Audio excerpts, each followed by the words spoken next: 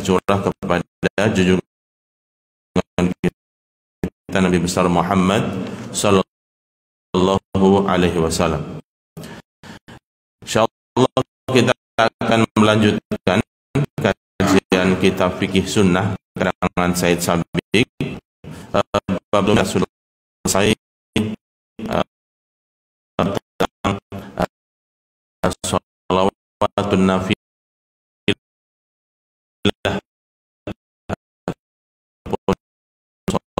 sholat sunnah, dan sekarang pada yang sebenarnya beli yaitu yang bahan tentang dan juga hukum sholat berjamaah, karena ketika kita mengatakan sesuatu itu punya keutamaan, kemewaan, ataupun mengatakan sesuatu itu ada kekahan, semuanya ini harus didasari dengan adanya satu petunjuk, ya, karena kita tidak bisa mengklaim dan menentukan sesuatu itu utama atau tidak, khususnya dalam hal-hal ibadah, melainkan adanya petunjuk dari syariat Islam, baik itu yang berdasarkan pada Al-Quran maupun Sunnah Rasulullah Sallallahu Alaihi Wasallam. Di sini disebutkan, hadirin sekalian, salatul jamaati sunnatun muakkadah. Salat berjamaah ini hukumnya sunnah yang sangat ditekankan, ya, sunnatun muakkadah. Jadi sunnah ini juga punya tingkatan, ya, hadirin sekalian. Ada yang senantiasa dilakukan Rasulullah Sallallahu Alaihi Wasallam dan hampir tidak pernah ditinggalkan. Maka para ulama menyimpulkan sunnah seperti ini, ya, kebiasaan yang senantiasa dilakukan oleh Rasulullah menjadi sesuatu yang sangat ditekankan untuk kita laksanakan.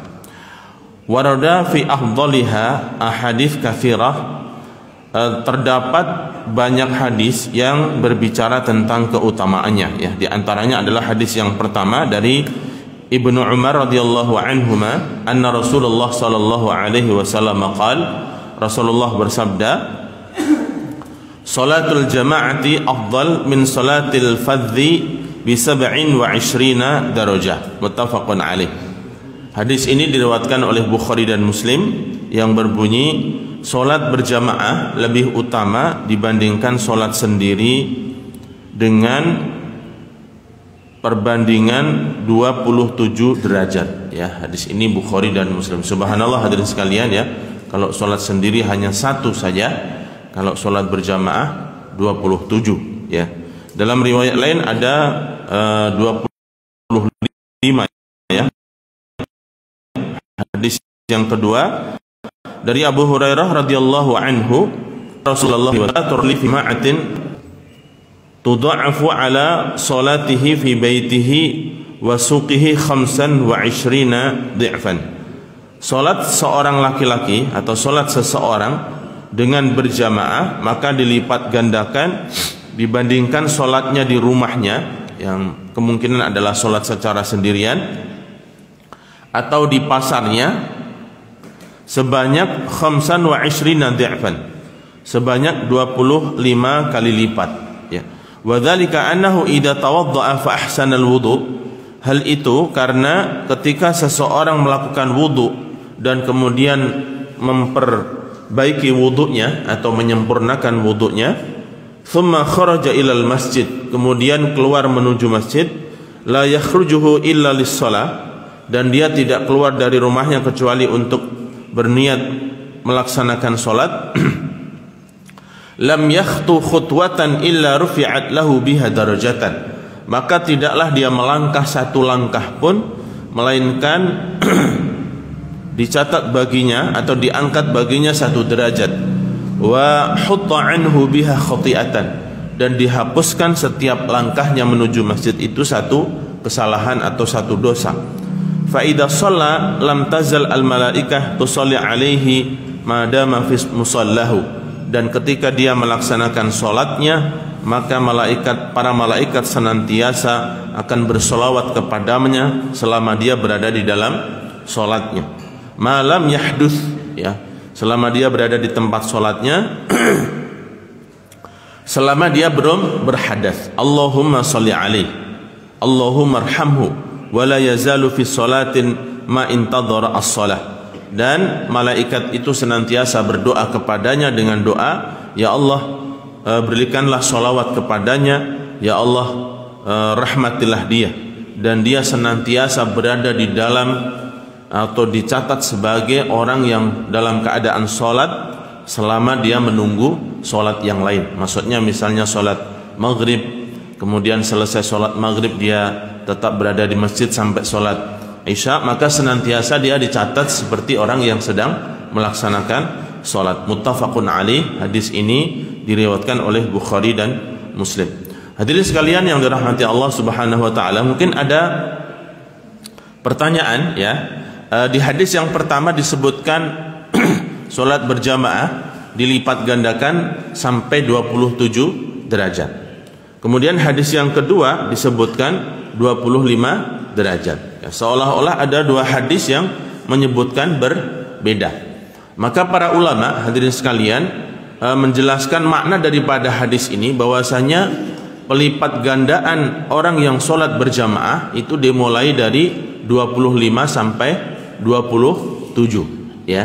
Seperti hadis-hadis yang lain yang berbicara tentang jumlah Rasulullah beristighfar dalam satu hari ya. Misalnya dalam satu hadis Rasulullah SAW disebutkan beristighfar, wallahi innila astaghfirullah fi kulli yaumin sab'ina marratan.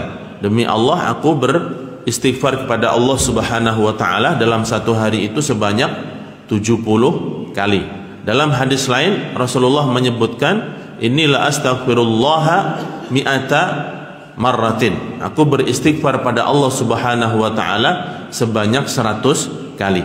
Nah, dua hadis ini dipahami bahwasanya jumlah istighfarnya Rasulullah dalam sehari itu antara 70 sampai 100. Begitulah juga makna dari hadis ini. Ya, ketika hadis pertama menyebutkan orang sholat berjamaah dilipat gandakan pahalanya sampai 27 derajat, yang kedua menyebutkan 25 derajat, dan kedua hadis-hadisnya ini hadis sahih, maka dipahami bahwasanya pelipat gandaan pahala orang yang sholat berjamaah ini antara 25 sampai 27 derajat. Sebagian yang lain juga menjelaskan kenapa ada perbedaan derajat bagi orang yang sedang berjamaah. Di antaranya menjelaskan hadirin sekalian, semakin banyak jumlah jamaah sholat berjamaah, maka semakin banyak adanya kebaikan. Itulah yang membedakan adanya perbedaan derajat bagi orang-orang yang sholat berjamaah. Hadirin sekalian yang dirahmati Allah Subhanahu wa taala, bahkan sebagian ulama menjelaskan di antara kelebihan orang yang sholat berjamaah ini, apabila di dalam sholat berjamaah itu ada satu saja orang yang sholatnya diterima, maka semuanya akan diterima oleh Allah Subhanahu wa ta'ala. Itu di antara kebaikan dari sholat berjamaah ya. Kemudian hadis yang ketiga dari Abu Hurairah radhiyallahu anhu berkata, Atan Nabi sallallahu alaihi wasallam rajulun a'ma. Suatu ketika datang kepada Rasulullah sallallahu alaihi wasallam seorang laki-laki yang buta. Faqala ya Rasulullah, laisa li qa'idun yaquduni ilal masjid. Maka laki-laki buta itu mengadu kepada Rasulullah dengan mengatakan, wahai Rasulullah, sesungguhnya tidak ada orang yang memanduku, ya, memandu ataupun ya menunjukkan jalan, memanduku ke masjid, ya, karena beliau buta, ya. Fasa'ala Rasulullah sallallahu alaihi wasallam an yurakhas lahu fayusalli fi baitihi. Maka laki-laki itu meminta kepada Rasulullah supaya diberikan keringanan untuk sholat di rumah. Farakhasalahu. Maka Rasulullah pun memberikan keringanan.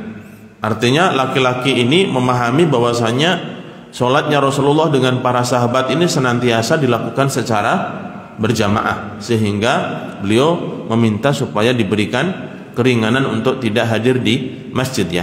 Dan Rasulullah memberikan keringanan. Falamma walla da'ahu. Namun ketika laki-laki itu akan pergi dari hadapan Rasulullah, Rasulullah memanggilnya. Faqala lahu, dan bertanya kepadanya, hal tasma'un nida' bis shalah? Apakah kamu mendengarkan azan panggilan salat? Ya, meskipun dia buta, apakah kamu mendengarkan azan ketika salat? Qala na'am. Maka laki-laki ini mengatakan, iya wahai Rasulullah, aku mendengarnya. Qala fa'ajib. Maka Rasulullah mengatakan, kalau begitu penuhilah panggilan itu. Ya, rawahu Muslim. Nah, ini padahal seorang yang buta, ya, tetap diminta datang oleh Rasulullah, datang ke masjid sholat berjamaah.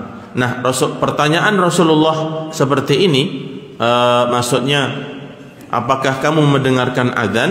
Ini menunjukkan bahwasanya jarak antara rumah dia dengan masjid mungkin tidak terlalu jauh, begitu ya, karena azan saat itu tidak menggunakan pengarah suara, ya.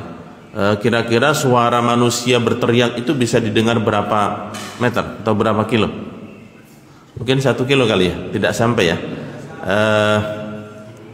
Kalau suara singa, suara suara serigala itu kan bisa didengar sampai 8 kilo ya, kalau singa mengaung ya. Kalau serigala menggonggong ya, itu bisa didengar sampai belasan kilo ya. Tapi kalau suara manusia mungkin tidak demikian ya. Dari hadis ini juga, hadirin sekalian, sebagian ulama itu berkesimpulan sholat berjamaah hukumnya wajib ya. Wajibnya di mana? Orang yang buta saja diperintahkan untuk datang sholat berjamaah ya, khususnya bagi kaum laki-laki ya. Kemudian yang keempat, hadirin sekalian, dari Abu Hurairah radhiyallahu anhu, anna Rasulullah sallallahu alaihi wasallam qala, walladzi nafsi biyadihi laqad hamamtu an amura bihatabin fayahtatibu. Demi Allah, atau demi jiwaku yang berada di tangannya, aku menginginkan untuk memerintahkan mengumpulkan kayu bakar kemudian dinyalakan. Tsumma amura rajulan fayaumun nas. Kemudian aku memerintahkan seseorang untuk mengimami manusia ya, maksudnya melaksanakan sholat berjamaah. Tsumma ukhalifahu ila rijalin fa uharriqu alaihim buyutahum.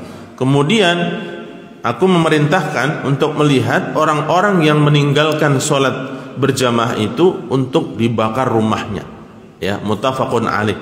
Ini juga menjadi hadis yang dijadikan dasar ataupun argumen ataupun dalil bagi sebagian ulama yang memahami atau yang berpandangan bahwasanya sholat berjamaah itu hukumnya wajib ya, karena apabila sholat berjamaah itu hukumnya sunnah, tentu Rasulullah tidak perlu mengancam seperti ini ya, meskipun dalam realitanya tidak pernah ada yang terjadi rumah sahabat yang kebakaran ataupun dibakar karena meninggalkan sholat berjamaah, karena memang para sahabat itu senantiasa sholat berjamaah, dan itulah tabiat kaum muslimin yang hidupnya senantiasa berjamaah ya.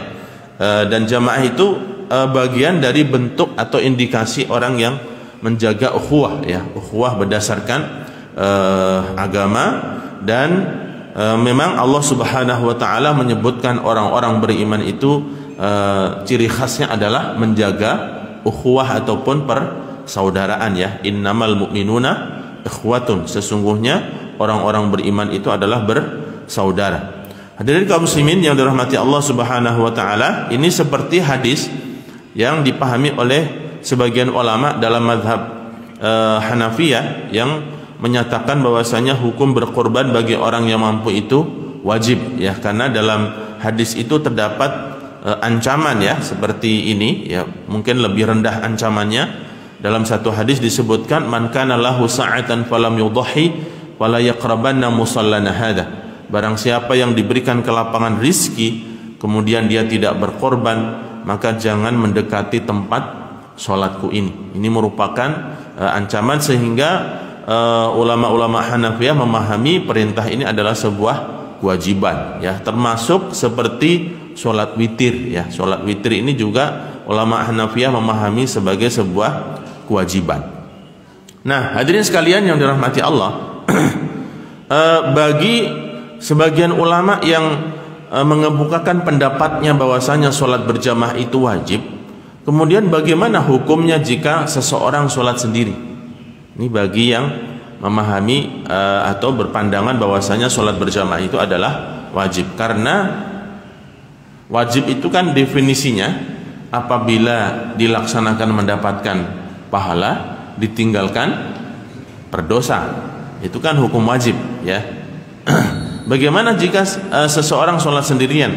Mereka tetap mengatakan bahwasanya sholatnya sah, hanya saja berdosa. Ya, sholatnya tetap sah, tetapi berdosa. Ya, memang agak sedikit rancu ya, sah tapi berdosa. Ya, ini memang ada juga ya, ada juga sah tapi berdosa. Seperti dalam beberapa hukum muamalah ya. Hukum muamalah seperti jual beli, ini kan ada rukun dan ada syaratnya ya. Kalau rukun itu melekat di dalam perbuatan pekerjaannya, tapi kalau syarat itu berada di luar pekerjaan tersebut ya. Misalnya seperti sholat ya, Al-Fatihah ini kan rukun sholat karena dia berada di dalam sholat. Tetapi kalau wudu itu adalah syarat sah sholat ya. Artinya sholat tidak sah tanpa adanya wudu, dan wudu itu berada di luar pekerjaan sholat. Ini perbedaan antara rukun dengan syarat. Begitu juga dalam jual beli, ada rukun dan ada syarat ya. Misalnya kalau rukun jual beli itu misalnya ada sighah. Sighah ini akad ya, transaksi. Transaksi itu ijab qabul ya. Ada serah terima, ucapan untuk mengatakan aku jual dan aku beli. Dan ini dalam mazhab Syafi'i diterapkan gitu ya. Orang melakukan jual beli itu harus ditransaksikan ya, kecuali beberapa jenis jual beli. Kemudian ada al-aqidani, ada penjual dan ada pembeli. Kemudian ada al-ma'qud alih, yaitu barang yang dijual belikan. Ini dalam jual beli harus ada ini. Kalau tidak ada barangnya ya namanya menjual barang yang tidak ada, ini tidak dibolehkan. Nah, setiap rukun ini ada syaratnya, hadirin sekalian. Setiap rukun itu ada syaratnya, ya, syarat akadnya atau sighahnya, syarat orang yang melakukan jual beli, misalnya diantaranya orang dewasa dan seterusnya. Kemudian syarat barang yang dijual belikan, diantaranya adalah barang yang halal atau barang yang suci, ya. Bagaimana seandainya ada salah satu syarat yang tidak terpenuhi, apakah jual belinya ini sah? Nah, dalam mazhab Hanafiyah hadirin sekalian ya, ada istilah namanya al-butlan wal fasad. Butlan itu batal, kalau fasad itu rusak. Nah, beliau membedakan antara al-butlan wal fasad. Ya, apabila yang kurang ataupun yang cacat itu dalam syaratnya, maka jual belinya itu tetap sah namun berdosa. Ini seperti tadi ya, hukum sholat berjamaah bagi mereka yang menyatakan bahwasanya sholat jamaah itu hukumnya wajib. Apabila ada orang yang melaksanakannya tidak berjamaah, maka sholatnya tetap sah namun berdosa. Ya, tentu ini kita berbicara di saat kondisi normal ya, ketika mungkin masa pandemi dan seterusnya, sehingga bahkan ada masjid yang ditutup atau bahkan melaksanakannya tidak sempurna dengan berjarak dan seterusnya. Ini tentu kondisi-kondisi di luar yang normal. Nah, apabila seseorang menjual barang yang misalnya barang najis ya, seorang menjual khamar atau seorang menjual misalnya daging babi ya. Kalau di kalangan jumhur, maka jual belinya ini batal dan fasad. Batal dan fasad ini menurut mayoritas ulama konsekuensi hukumnya sama, tidak sah jual belinya karena menjual belikan barang yang memang diharamkan. Tetapi dalam mazhab Hanafiyah, jual belinya itu tetap sah. Sah dalam arti tetap terjadi transaksi, tetap terjadi perpindahan barang dari penjual kepada pembeli ya. Akan tetapi di situ ada dosa karena menjual belikan barang yang diharamkan dalam syariat ya. Kurang lebih penjelasannya demikian, bagaimana sah tapi berdosa ya. Ini mayoritas memang berpandangan hadirin sekalian dari hadis-hadis yang ada, sholat berjamaah itu hukumnya sunnah muakkadah ya, seperti hadis-hadis yang di awal tadi menyebutkan lebih utama. Kata-kata lebih utama itu dipahami sebagai sesuatu yang sunnah, bukan sebuah kewajiban. Dari Ibnu Mas'ud radhiyallahu anhu, man sarrahu an yalqallaha ta'ala ghadan musliman falyuhafid ala haula'i salawat. Dari Ibnu Mas'ud berkata, barang siapa yang menghendaki untuk berjumpa kepada Allah Subhanahu wa taala nanti di hari akhirat sebagai seorang muslim, falyuhafid ala haula'i salawat, maka hendaklah dia menjaga dan memelihara solat-solat itu ya, haitsu yunadi bihin, sebagaimana solat itu diundang ya. Ibaratnya azan ini kan undangan untuk solat berjamaah ya. Kalau tidak ada azan ya tentu bukan sebuah undangan ya, bukan sebuah undangan untuk dihadiri ya kan. Nggak mungkin orang tidak dapat undangan kemudian datang ke acara orang ya kan, mungkin malah suruh pergi ya. Ini tamu tidak diundang ya. Nah begitulah solat kita ini setiap hari kita dipanggil ya, diundang oleh Allah Subhanahu wa taala dengan perantara muadzin ya, mengumandangkan hayya 'alas shalah ya. Haitsu yunadi bihin, sebagaimana salat itu dikumandangkan. Fa innallaha syara'a li nabiyikum, karena sesungguhnya Allah mensyariatkan kepada nabi kalian sallallahu alaihi wasallam sunanal huda, yaitu sunah-sunah petunjuk. Fa innahunna min sunanil huda, dan salat-salat itu merupakan bagian dari sunnah petunjuk itu ya. Walau annakum sholaitum fi buyutikum kama yusalli hadzal mutakhallif fi baitihi la taraktum sunnata nabiyikum. Jika kalian melaksanakan solat itu di rumah kalian seperti orang yang mutakhallif itu meninggalkan solat di rumahnya, sungguh kalian benar-benar meninggalkan kebiasaan nabi kalian. Walau taraktum sunnata nabiyikum, dan jika kalian sudah meninggalkan kebiasaan nabi kalian, la dhalaltum, maka kalian sungguh akan tersesat. Walaqad ra'aituna wa ma yatakhallafu anha illa munafiqun ma'lufun nifaq. Dan sungguh kami menyaksikan ya, tidaklah orang-orang meninggalkan sholat berjamaah kecuali orang-orang munafik yang diketahui kemunafikannya. Walaqad kana ar-rajul yu'ta bihi yuhadi baina rajulaini hatta yuqam fi shaf. Ya, jadi dulu hadirin sekalian, ini menjadi sebuah indikator ya,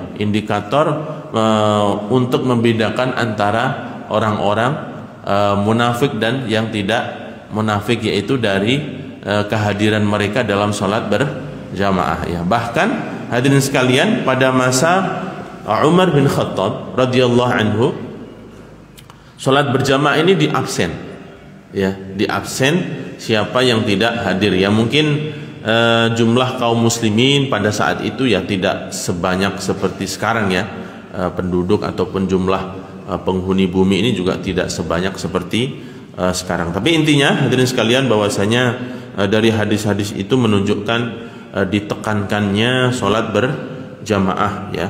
Hendaknya bagi kita selama tidak ada halangan atau tidak ada uzur untuk melakukan sholat berjamaah, kita berusaha untuk menjalankannya ya. Hadis terakhir terkait tentang keutamaan sholat berjamaah dari Abu Darda radhiyallahu taala anhu qala, sami'tu Rasulullah sallallahu alaihi wasallam yaqul, aku mendengar Rasulullah bersabda, ma min thalathatin fi qaryatin, tidak ada seorang yang berjumlah, tidak ada 3 orang dalam satu kampung ya, satu desa, wala badwin, atau di tempat di badui itu pedalaman.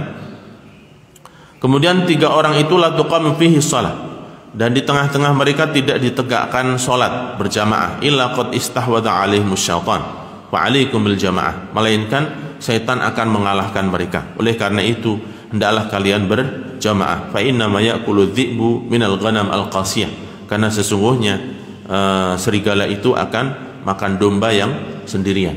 Hadirin sekalian yang dirahmati Allah, ini menunjukkan sekali lagi bahwasanya pentingnya umat Islam itu berjamaah ya, berjamaah juga tidak secara lahiriah ya, tapi lahir dan batin.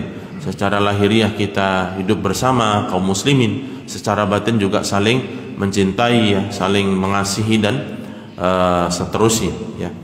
Hadirin kaum muslimin yang dirahmati Allah Subhanahu wa taala, itu beberapa hadis ya. Di sini memang disebutkan bahwasanya hukum salat berjamaah itu adalah sunnatun muakkadah, meskipun ada sebagian ulama yang tadi kita sampaikan memahami dari beberapa hadis bahwasanya salat berjamaah itu hukumnya wajib. Poin yang kedua, hadirin sekalian, terkait salat berjamaah, hudurun nisa al-jamaah fil masjid wa fadlu salatihinna fi buyutihin. Kehadiran wanita salat berjamaah di masjid dan keutamaan salat mereka di rumah. Yajuzu linisa'il khuruj ilal masajid. Dibolehkan para wanita untuk keluar menuju masjid wa syuhudul jamaah, dan menyaksikan salat berjamaah atau menghadiri salat berjamaah. Bisyartin an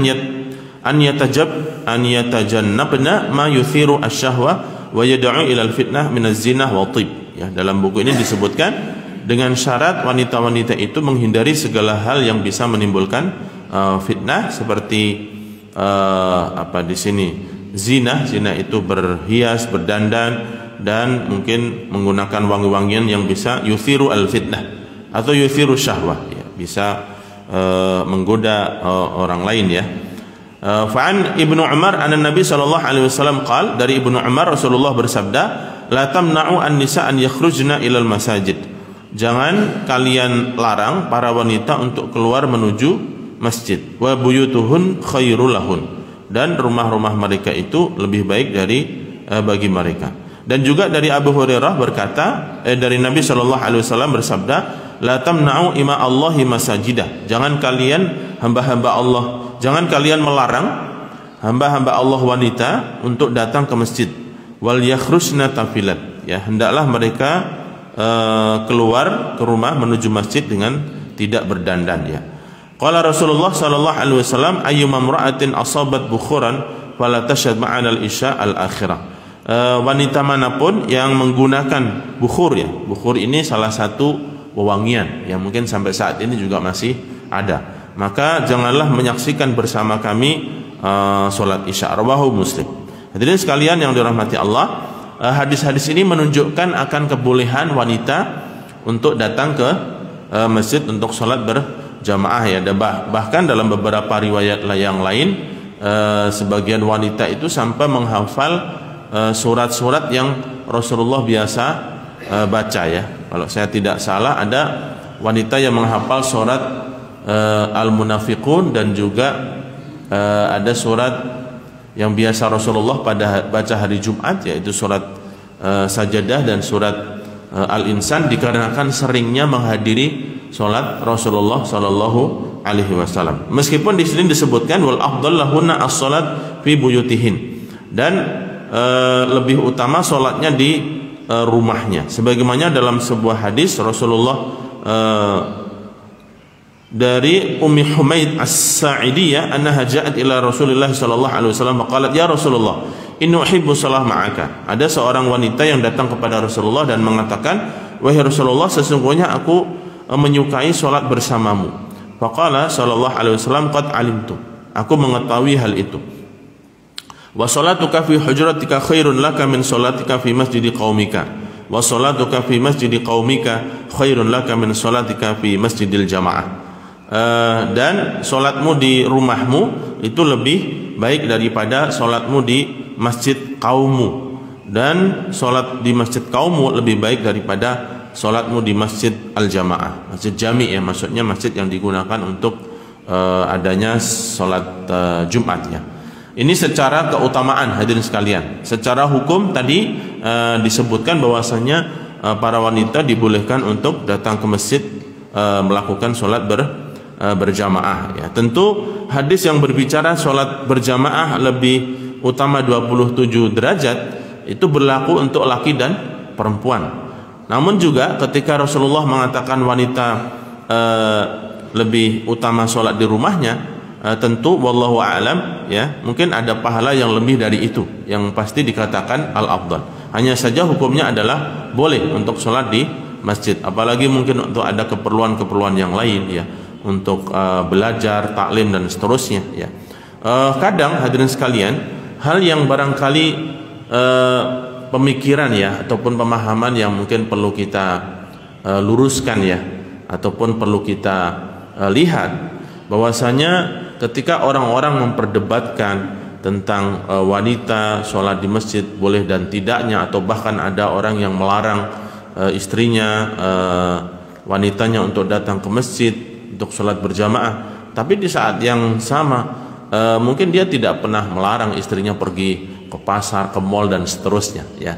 Ini tentu sesuatu yang kita perlu pahami ya, karena memang alasan daripada Rasulullah mengatakan wanita sholat di rumah ini supaya tidak menimbulkan hal-hal yang tidak diinginkan ya, dengan adab-adab tadi, tidak berzina ya. Zina ini artinya berhias ya, tidak menggunakan wangi-wangian yang bisa dicium oleh lawan jenisnya dan seterusnya ya.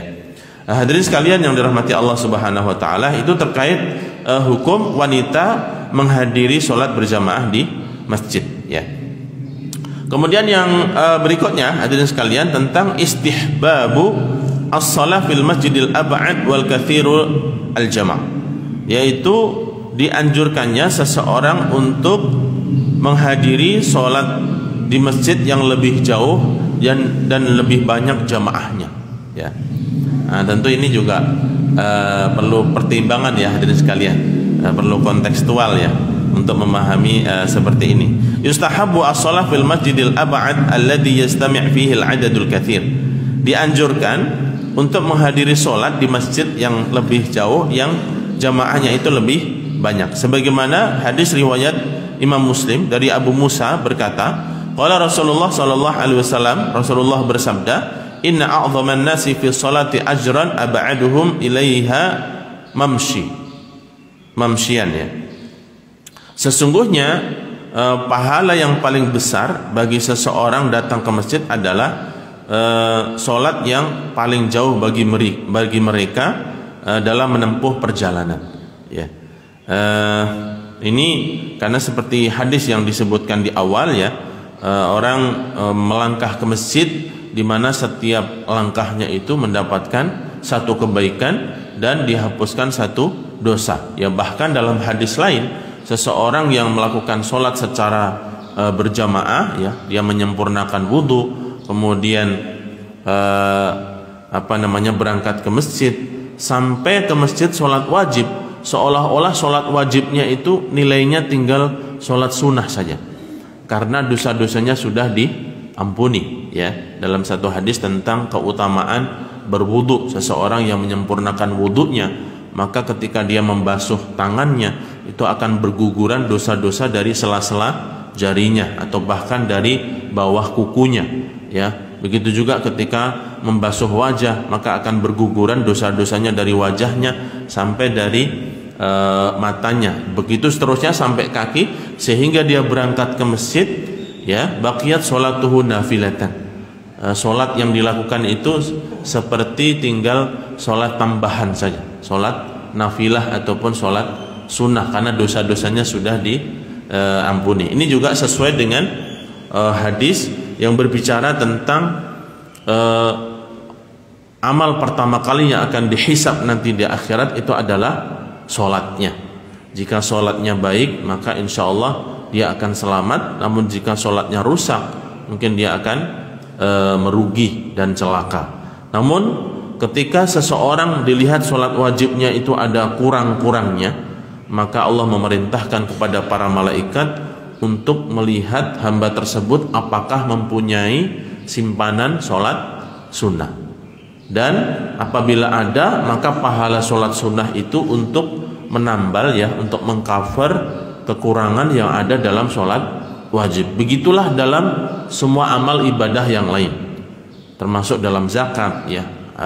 Sodakoh ini kan ada sodakoh wajib dan ada sodakoh sunnah. Yang sodakoh wajib ini adalah seperti zakat.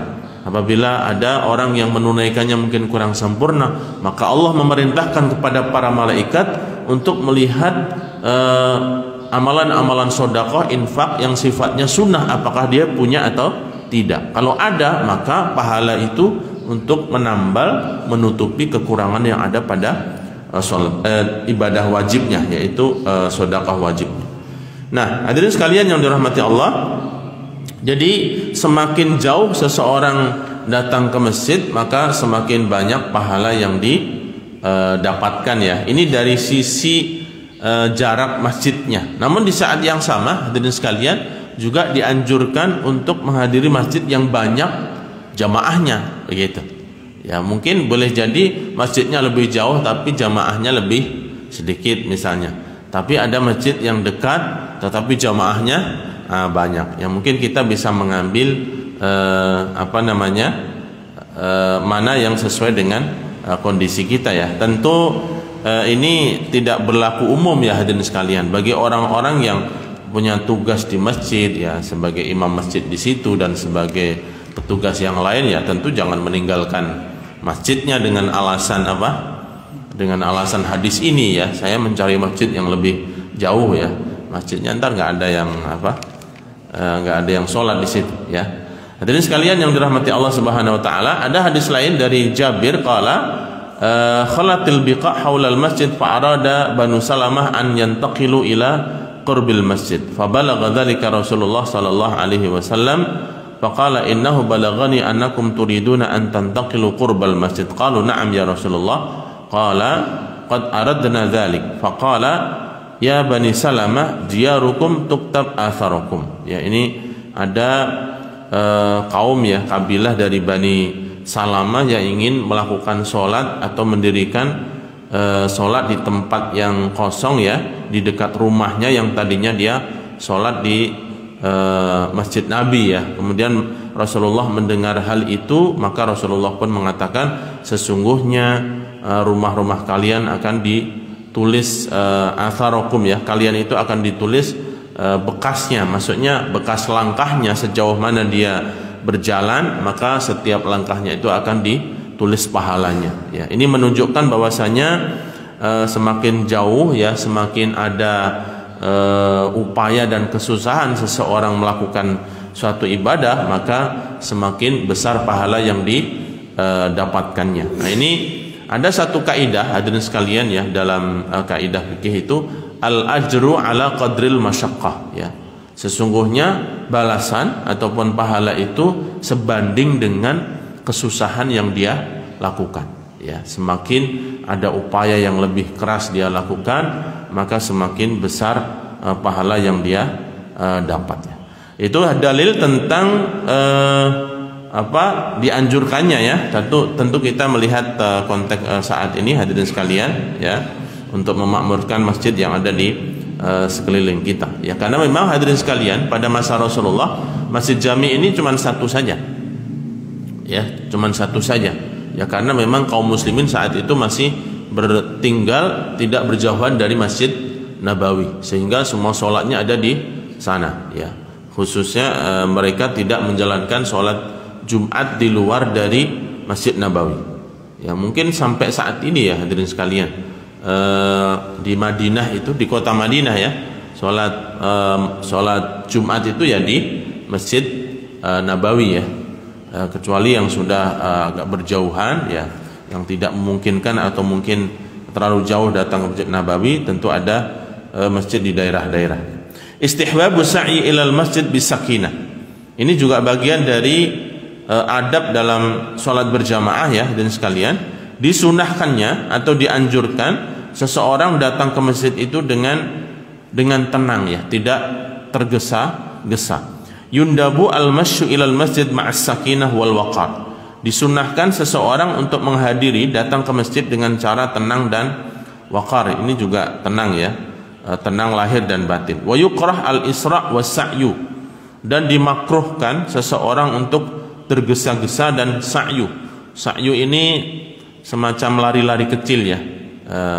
Dalam ibadah haji ataupun umrah itu ada namanya sa'i ya, sa'i antara Safa dan Marwah ya. Kalau saat ini ditandain lampu warna hijau ya, antara Safa dan Marwah, di antara dua lampu itulah disunahkannya untuk melakukan as-sa'yu, yaitu lari-lari kecil ya, bagi kaum laki-laki, ya.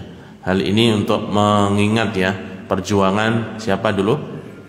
Hajar ya, istri Nabi Ibrahim alaihissalam ketika mencari sumber air, dan itu menjadi bagian dari manasik ya, bagian dari rangkaian ibadah haji ya, ataupun ibadah umrah, yaitu adanya sa'i. Jadi dimakruhkan seseorang datang ke masjid dengan tergesa-gesa ataupun lari kecil ya. Li'annal insan fi hukmil musalli min hini khuruji ila shalah. Karena sesungguhnya seseorang yang keluar dari rumahnya itu sudah ditulis pahala orang sholat ya, sejak dia keluar dari rumahnya. Dari Abi Qatadah qala bainama nahnu nusalli ma'an nabi sallallahu alaihi wasallam id sami'a jalabatar rijal. Ketika kami sholat bersama Nabi sallallahu alaihi wasallam, kami mendengar suara kaki ya, maksudnya suara terompah kaki yang orang terburu-buru. Falamma shalla, ketika selesai sholat, qala ma sya'nukum. Rasulullah mengatakan, ada apa dengan kalian ya? Qalu ista'jalna ila shalah, qala fala taf'alu. Maka Rasulullah bertanya dan mereka menjawab, kami tergesa-gesa untuk datang ke sholat wahai Rasulullah. Maka Rasulullah mengatakan, jangan kalian lakukan. Idza ataitumus shalah fa'alaikumus sakinah. Jika kalian datang ke sholat berjamaah, maka hendaklah kalian datang dengan tenang ya. Fama adraktum fasallu. Apa yang kalian dapati, apa yang kalian jumpai dalam sholat berjamaah itu, maka sholatlah. Wa ma fatakum fa'atimmu. Dan apa yang kalian tertinggal, maka sempurnakanlah. Rawahu Syaikhani. Hadis ini diriwayatkan oleh Bukhari dan Muslim ya. Dan juga dari Abu Hurairah radhiyallahu anhu qala idza sami'tumul iqamah famshu ila shalah wa 'alaikumus sakinah wal waqar. Jika kalian telah mendengarkan iqamat dikumandangkan, maka berjalanlah menuju salat dengan tetap tenang dan tenang. Wala tusri'u fama adraktum fasallu wa ma fatakum fa'atimmu. Apa yang kalian jumpai dalam salat maka lakukan, dan apa yang kalian ketinggalan maka sempurnakan ya. Ini menunjukkan juga hadirin sekalian, apa saja yang kita jumpai pada waktu sholat, kita datang ke masjid untuk mengikuti gerakan sholat yang kita jumpai ya. Misalnya kita masuk ke masjid ya, sholat sudah ditunaikan, sudah sedang berjalan, dan posisi misalnya sedang sujud ya, kita langsung takbiratul ihram dan langsung sujud ya, tidak perlu takbiratul ihram kemudian baca Al-Fatihah kemudian ruku mengejar gitu, maksudnya mengejar sholat berjamaah. Tidak demikian tata cara sholat berjamaah, akan tetapi fama adraktum fasallu. Apa yang kalian jumpai kondisi sholat itu, lakukan seperti itu ya, takbir kemudian langsung ikut sujud ya, dan tidak dianggap sebagai rokaat ketika mendapati sholat berjamaah sudah melewati ruku ya. Tetapi kalau masih mendapati ruku, maka dia dianggap mendapatkan rokaat itu. Bagaimana standar rukunya? Kan mungkin ada ya, ketika kita masuk masjid sholat jamaahnya masih posisi ruku, tapi kita sudah melihat gerakan imam itu berdiri ya, tetapi jamaah masih pada ruku dan imam itu berdiri dan belum mengucapkan sami Allah. Maka selama kita masih bisa mendapati ruku dan ucapan sami Allah itu belum selesai sampai sami Allahu liman hamidah, sampai dah begitu, maka kita dianggap mendapati ruku ya. Jadi tandanya adalah ucapan ataupun ucapan pergantian dari pergerakan sholat, sebagaimana pergantian gerakan sholat itu ditandai takbir Allahu Akbar, kalau dari ruku ke i'tidal ditandai dengan sami Allahu liman hamidah ya. Jadi seseorang hendaknya semestinya dan seharusnya ketika masuk masjid dan menjumpai sholat jamaah, itulah yang dia langsung ikuti ya. Memang ada perbedaan hadirin sekalian. Misalnya seseorang menjumpai sholat jamaah dalam posisi sujud, dan dia mungkin sudah akan bangkit menuju rakaat berikutnya, ya. Apakah orang yang tertinggal masuk masjid ini menunggu dia bangkit atau langsung ikut sujud, ya?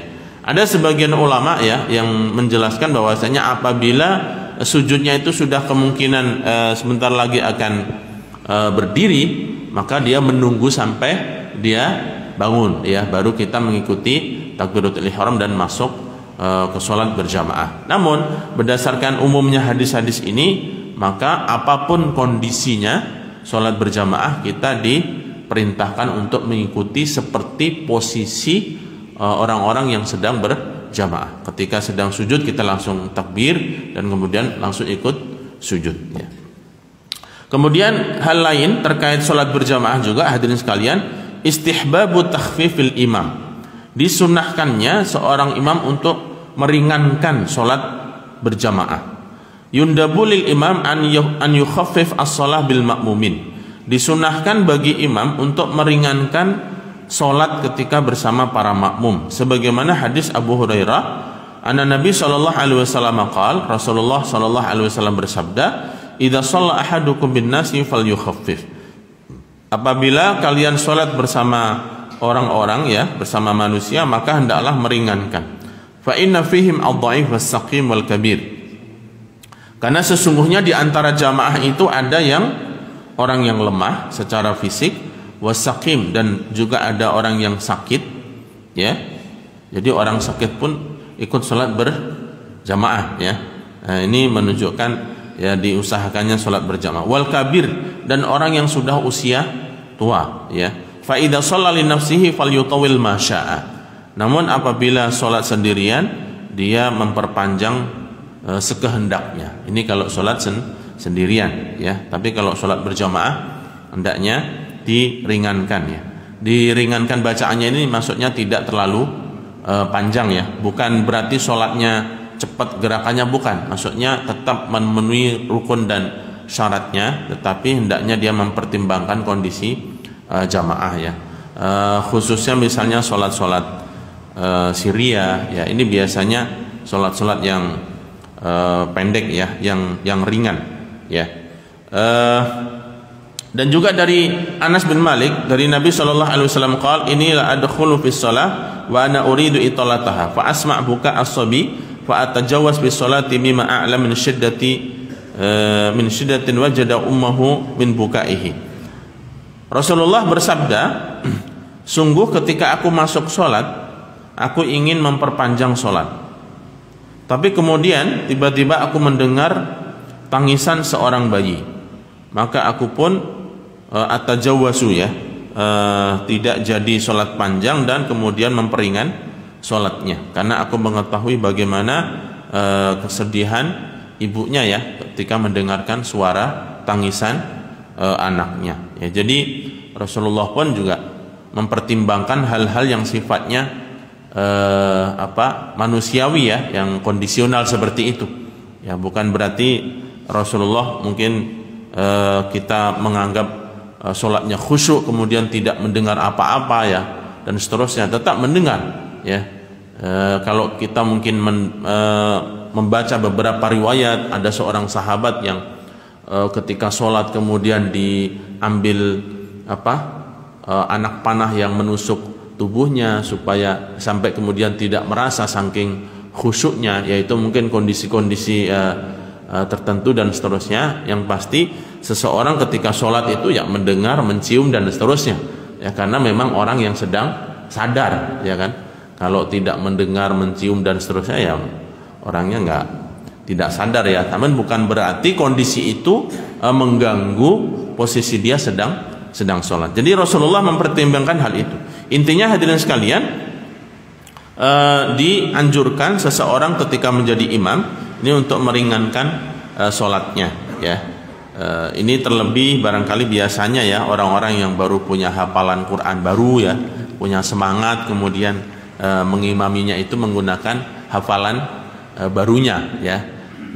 Apalagi hafalannya belum lancar, ya, sehingga sholatnya itu menjadi panjang. Dan juga dalam riwayat lain, hadirin sekalian, ada seseorang yang sholatnya ini panjang ya, sholat zuhur ataupun sholat asar, kemudian sampai ada salah seorang yang ikut dengannya itu keluar dari jamaah karena sholatnya terlalu panjang ya. Sholat zuhur atau asar ini membaca bagian dari surat Al-Baqarah ya. Kemudian laki-laki itu keluar dari sholatnya dan sholat sendiri. Selesai sholat maka ditegur sama imam itu, nafakta, kamu munafik katanya. Munafik mendengar Al-Quran kok nggak suka begitu ya. Maka laki-laki ini mengatakan ya dia punya kebutuhan ya, dia sedang gembala unta yang perlu segera ya, sehingga ketika dia dikatain sebagai orang munafik maka dia mengatakan demi Allah aku akan mengadukan hal ini kepada Rasulullah ya. Kemudian hal itu diadukan kepada Rasulullah dan kemudian dipanggil. Imamnya ini adalah Mu'ad. Maka Rasulullah ketika itu memanggil Mu'ad dan mengatakan afattanun anta ya Mu'ad, wahai Mu'ad, apakah kamu hendak ingin membuat fitnah di antara kaum muslimin ya. Hendaknya seseorang ketika sholat secara berjamaah untuk meringankan bacaannya ya. Kecuali sholat subuh ya, itu memang dianjurkan agak panjang. Sholat subuh ini karena mungkin seorang semuanya masih berkesempatan ya, masih berkesempatan untuk melakukan sholat secara panjang. Pada sholat subuh ini dianjurkan untuk agak memperpanjang bacaannya ya. Rasulullah SAW disebutkan selesai sholat subuh itu biasanya tidak lama kemudian matahari sudah terbit ya. Ini memang bacaannya cukup panjang. Dan di hari Jumat ini disunahkan untuk membaca surat sajadah pada rakaat pertama dan yang kedua surat Al-Insan ya, jika mempunyai bacaan itu ya. Ini ada beberapa masjid yang menjalankan itu dan itu bagian dari sunnah ya. Namun kalau di dalam buku ini sepertinya tidak demikian ya. Tidak demikian, apa saja memang hukumnya boleh ya. Surat apa saja dibaca termasuk pada subuh hari Jumat, boleh surat apa saja. Namun di antara hal yang Rasulullah lakukan ya, di antaranya membaca surat As-Sajdah pada rakaat pertama dan Al-Insan pada rakaat kedua ya. Di masjid saya biasa ya, tidak selalunya tetapi sering melakukan hal itu. Dan suatu ketika ada supir taksi yang sholat subuh ikut berjamaah hari Jumat, mungkin dia sedang ingin mengambil penumpang atau ya, kemudian melihat bacaannya panjang, dia akhirnya sholat sendiri ya. Baik hadirin sekalian, intinya secara umum dianjurkan untuk memperingan ya dan memperhatikan jamaahnya. Inilah diantara kenapa imam itu sebelum sholat dia melihat ke belakang untuk merapikan sholat barisan dan juga untuk mengetahui kondisi jamaahnya. Tetapi kalau sudah imam rotib kan sudah hafal jamaahnya ya kan, sudah melihat jamaahnya ya itu terus ya kan. Mungkin tidak harus melihat ke belakang tapi dikasih kode juga sudah mencukupi. Kemudian yang berikutnya itolatul imam ar-raka'atil ula wa intidhar man ahassa bihi dakhilan liyudrikal jamaah. Ini juga bagian tentang tata cara sholat berjamaah hadirin sekalian. Hendaknya seorang imam itu memperpanjang rakaat pertama dibandingkan rakaat setelahnya. Hal ini untuk memberikan kesempatan supaya orang itu bisa mendapatkan dari rakaat pertama. Ya misalnya seorang imam memimpin sholat dan kemudian mendengar ada suara orang masih berjalan masuk masjid, hendaknya diperpanjang bacaannya, ditambah ya. Ya meskipun ada sebagian ulama yang tidak setuju dengan alasan ini, seolah-olahnya sholat ini terpengaruh dengan kondisi di luar sholat ya. Tetapi ini ada ya penjelasan dan ada dalilnya tentang itu. Yusra'u lil imam an yutawwil rak'atal ula, disyariatkan bagi seorang imam untuk memperpanjang rakaat pertama intidharan lidakhil liyudrika fadilatal jamaah, untuk menunggu orang-orang yang baru masuk masjid supaya mendapatkan keutamaan berjamaah. Kama yustahabbu lahu intidhar man ahassa bihi dakhilan wa huwa raqi'. Sebagaimana dianjurkan juga seseorang untuk memperpanjang rukuknya ketika dia mendengarkan masih ada orang yang berjalan, supaya mendapatkan rakaat itu. Ya, misalnya sedang rukuk dan masih terdengar, hendaknya agak diperpanjang rukuknya. Ya. Au asna al-qu'ud al-akhir, atau di saat dia sedang pada duduk tahiyat akhir. Tahiyat akhir sebelum salam, dia mendengar masih ada orang yang datang. Hendaknya dia memperpanjang duduk tahiyatnya itu dan tidak segera salam. Ya, kan bisa diisi dengan doa ya. Doa setelah tahiyat itu kan ada ya, minimal doanya apa?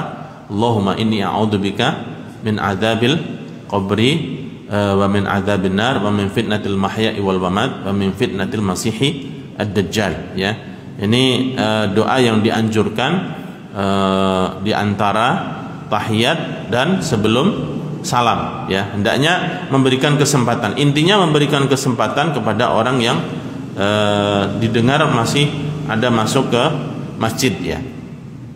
Dari Abi Qatadah, anna Rasulullah sallallahu alaihi wasallam kana yutilu fil ula. Adalah Rasulullah sallallahu alaihi wasallam memperpanjang pada rakaat pertama. Qala fadhanna annahu yuridu bidzalika an yudrikan nas rakaatul ula. Sampai kami mengira bahwasanya hal itu dilakukan adalah untuk dilakukan untuk menunggu supaya orang-orang mendapatkan rakaat pertama. Dan juga dari Abi Sa'id berkata, laqad kanatis shalah tuqamu fayadhhabu adh-dhahib ila al-baqi' fayaqdi hajatahu thumma yatawadda thumma ya'ti wa Rasulullah sallallahu alaihi wasallam fi raq'atil ula mimma yutiluha.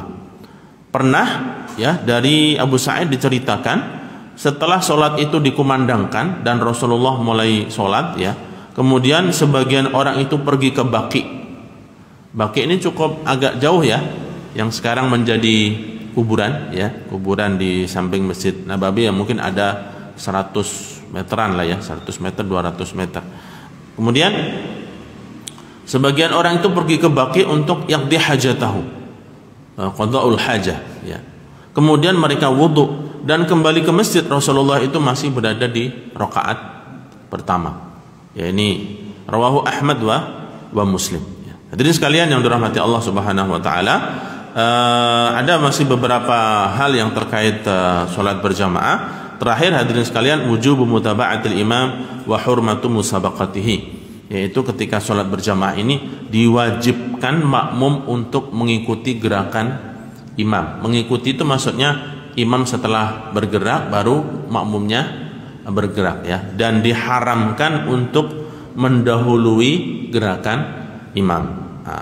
Namun di saat yang sama juga hadirin sekalian, imam pun ketika memberikan kode ya, kode takbir itu hendaknya juga harus sesuai ya. Ini ada misalnya imam-imam yang sudah sepuh ya, antara takbirnya dengan gerakan tubuhnya ini tidak sama ya. Ya, Allahu Akbar tapi masih khususnya dari bangkit dari sujud ke berdiri rakaat berikutnya itu terlambat, sehingga jamaah di belakang sudah berdiri karena memang sudah bunyi Allahu Akbar tapi dia sendiri masih terlambat ya.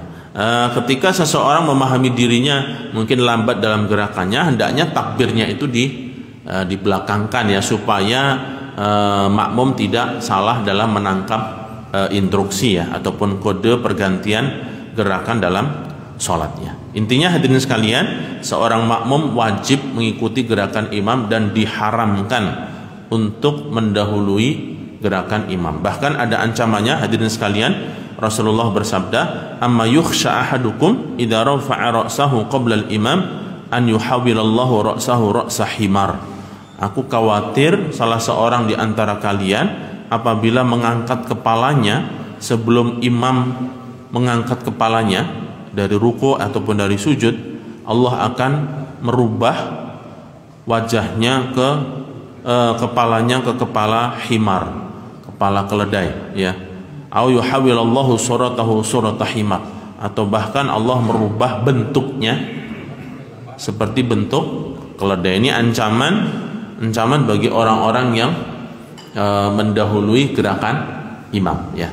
Hadirin sekalian yang dirahmati Allah Subhanahu wa taala, itulah beberapa hal terkait sholat jamaah ya, dan masih ada beberapa poin lainnya. Memang cukup panjang